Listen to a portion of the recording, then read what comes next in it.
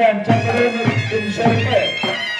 रमेश कृष्णागरकर यांच्याकडून 100 रुपये, किशोर ट्रेडिंग कंपनीचे मालक किरण रामचंद्र वागरे साहेब यांच्याकडून 100 रुपये, सुरेश बाजीराव लक्ष्मण माथा यांच्याकडून 100 रुपये, आयाज साऊंड सिस्टमचे मालक महिला बाबूलाल मुलानी यांच्याकडून 100 रुपये,